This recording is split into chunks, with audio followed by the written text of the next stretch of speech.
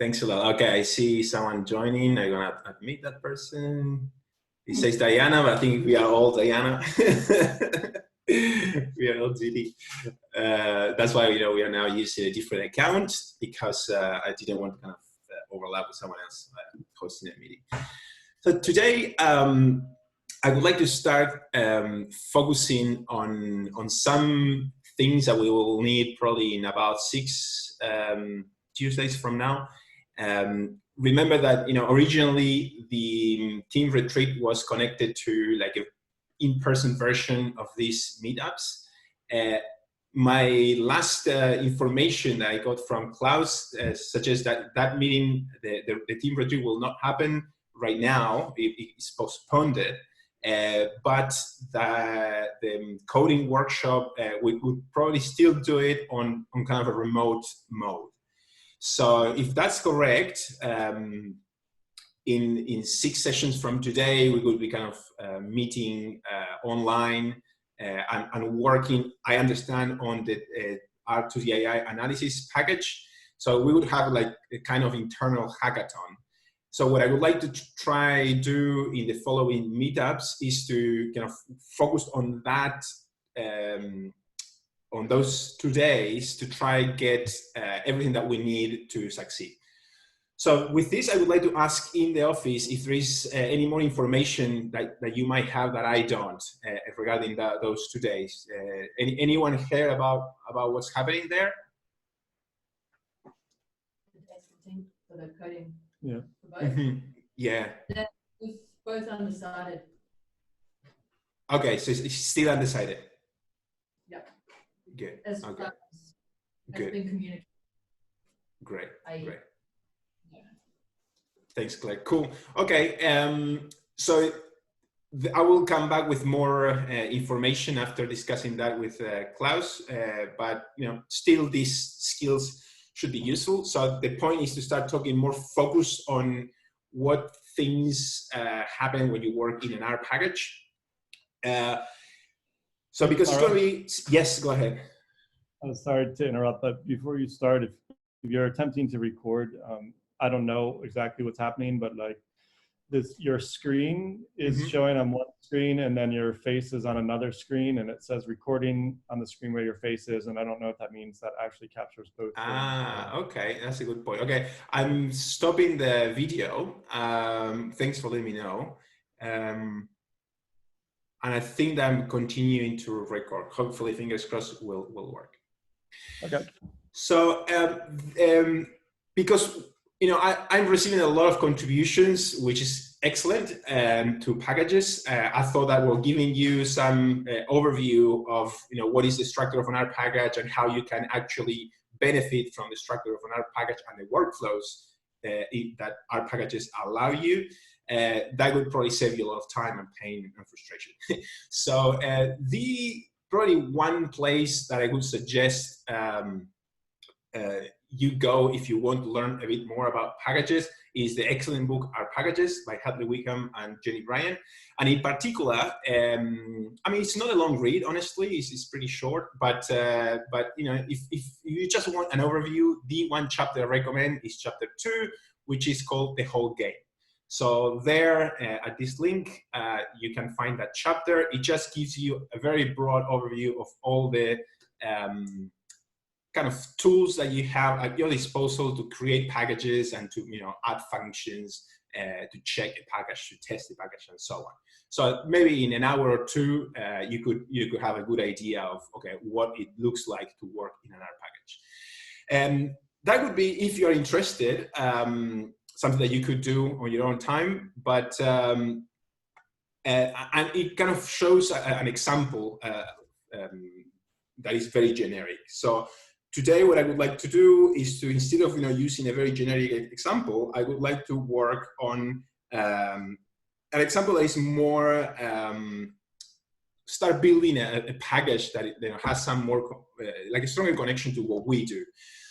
So I created this new package called demo package, and the way I created that demo package is with the function from the use this package, create package, and then you just pass it the name of the package you want to create, and it creates it. So that is a function that is demonstrated in that book chapter. So you can learn more about that function there. Then I use the function use-git to transform my package into also a Git repository. So I could start tracking the different versions of my package. And then I use the function use GitHub, and I gave the name of the organization where I want to post that package.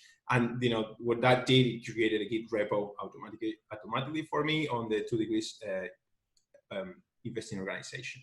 From there, I forked the package as you could normally do from the organization 2 Degrees demo, which I'm going to click here. So from here, I went to fork, which you already know how to do, and forked that into my own user account. So basically, I'm going to be working with Mauro Lepore-demo. From there, I copied this link. I'm using now the SSH link, and went to RStudio.cloud because I want to kind of advertise that service that we now have. So we have this space in RStudio.cloud that it can help you especially get started with these package development tools, because you have to have a specific development environment. For example, you have to have the DevTools package installed and a few other things. So if you're experiencing friction locally, maybe you want to go to the project that is linked down here and try it there. So maybe locally you're lacking some package development tool, and that is causing a lot of friction.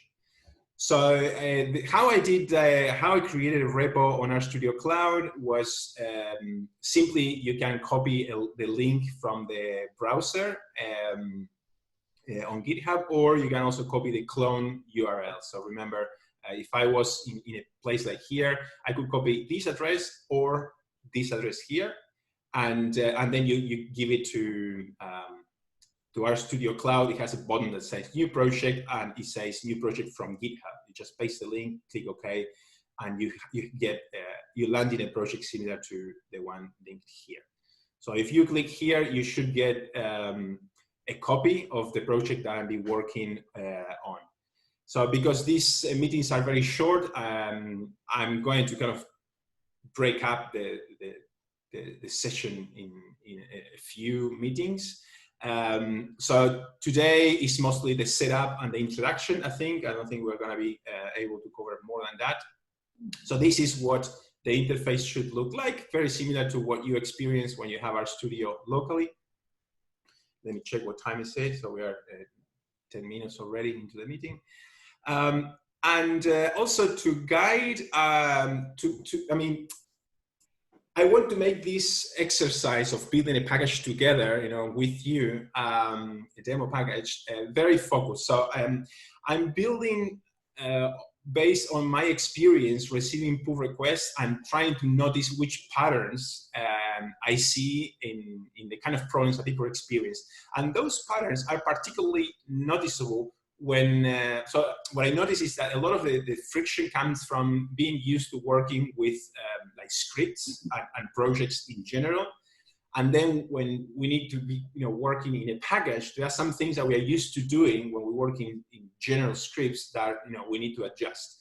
So I'm learning those lessons from experience with the interaction with you. And I'm collecting those, what I call gotchas. So gotchas when moving from a code from a script to another package. I'm collecting them here in the book associated to the data science incubator. So in the next few minutes I have, I'm going to cover the setup. I'm probably going to leave it at that and leave some space for questions. So the first thing, when you build packages, the first setup that you need to do is the same setup that you have already done, the setup for R, RStudio, Git, and GitHub. If you still need, if you still stuck with any of those steps, here you have all the links again. So on your own time, you can go and check what kind of setting you might need to adjust.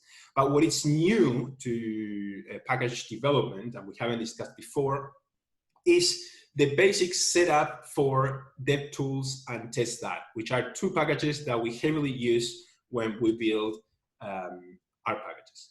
So the way you add that is you can use the function use this edit our profile. So if I have an empty project, so what you see here is the clone of the repository that I got from GitHub, right? And it's pretty much an empty package. So I'm gonna start adding that setup here. So I need the package use this, in particular the function edit our profile.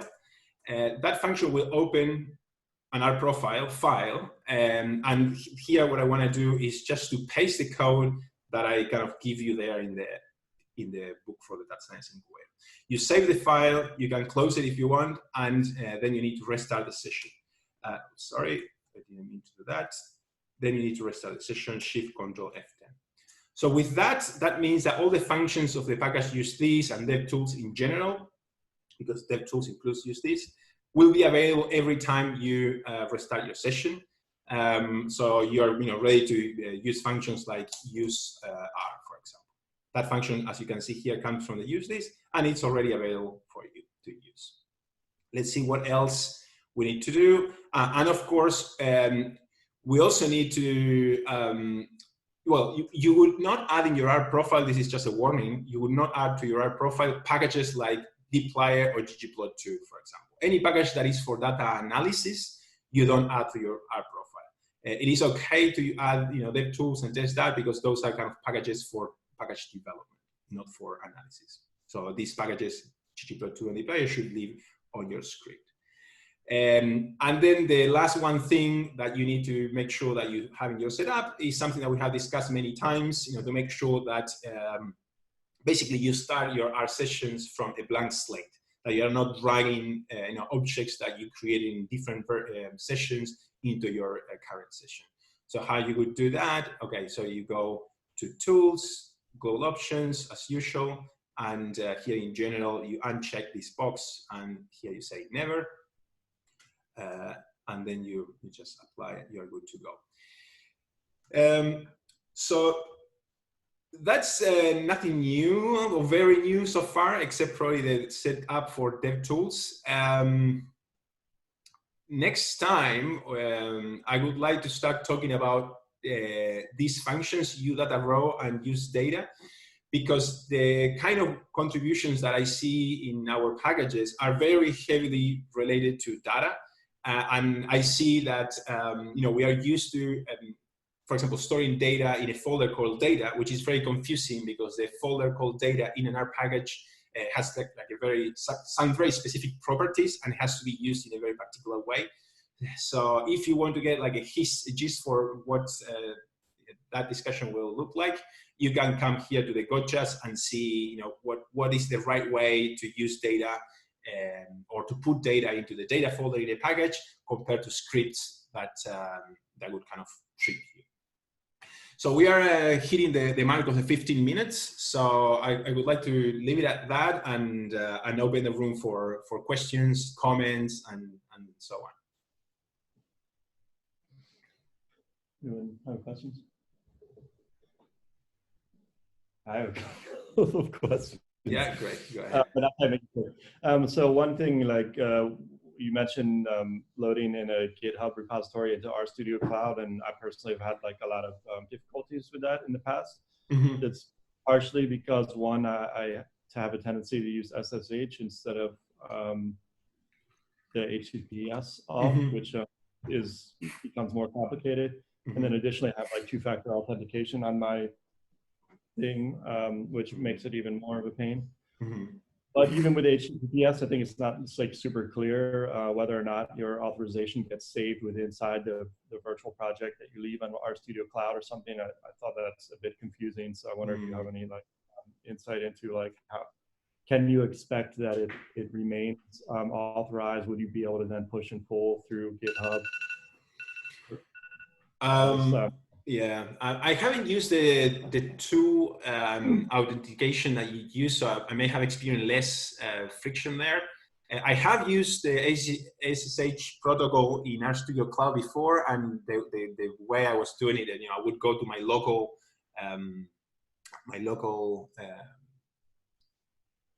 RStudio desktop and try to get that key from there and add it to the same thing in RStudio Cloud. So I don't know I think that you know a lot more than me about authentication, and maybe what I was doing is a little dodgy.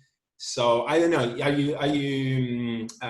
So your concerns are mostly about security and if the thing is actually secure, or is more about kind of getting it right so it actually works?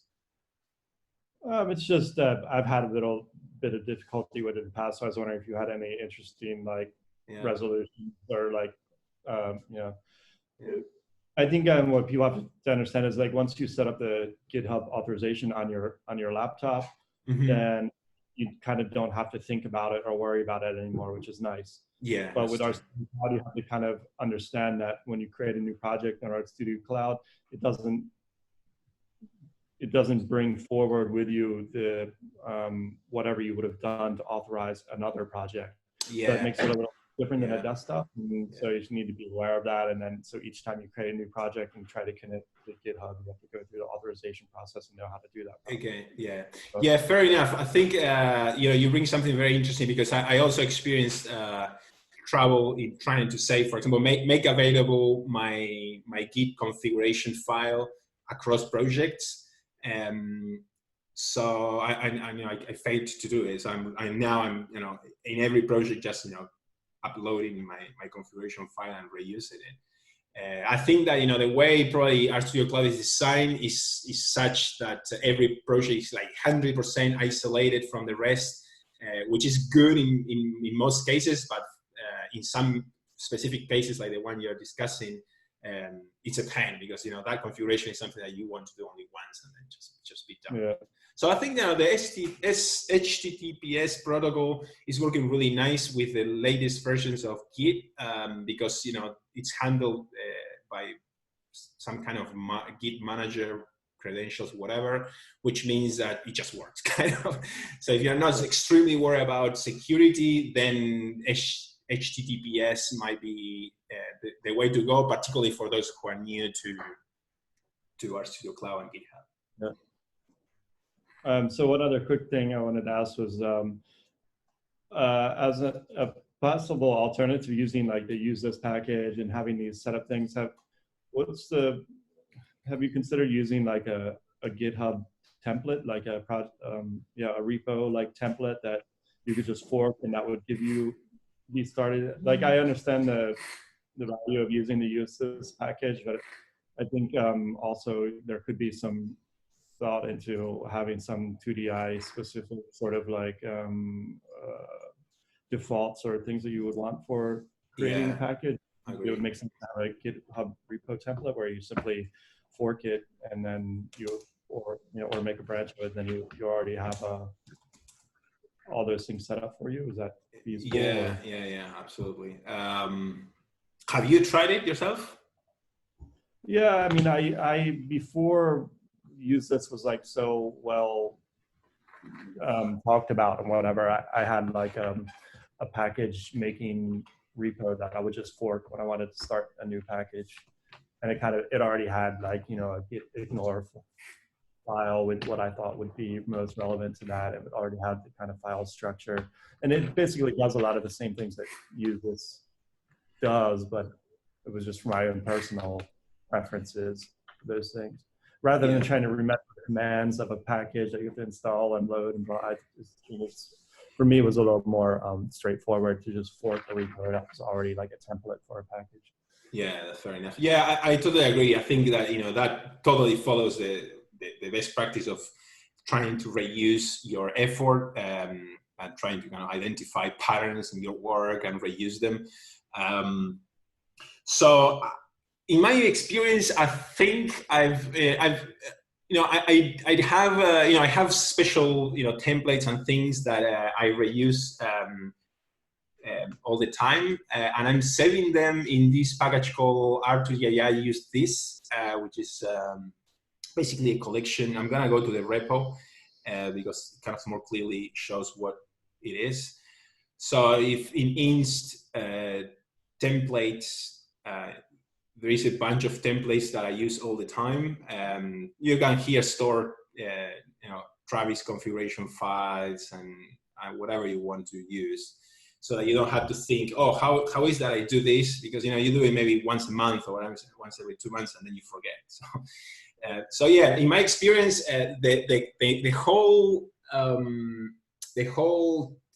package template hasn't worked very well, because I kind of prefer to kind of build from the bottom up than to start with skeleton and then start deleting. But I think that that's just a personal preference. I think that we both agree that reusing your effort is the way to go in whatever way you prefer. And I think that GitHub every time more is making it easier to create templates. And I think our studio as well has like the notion of templates in many places. Yeah. Yeah. So with this approach, in putting templates in an inst folder inside templates, what it allows you to do is, I'm going to show you my local session here because I have the package installed. So what it allows you to do is, here is my console. You can use the function use template, and then you say which template you want to use. So I think in my case, travis.yaml is one template I use, and then you have to say which package it comes from, and in this case it's the R2DAI.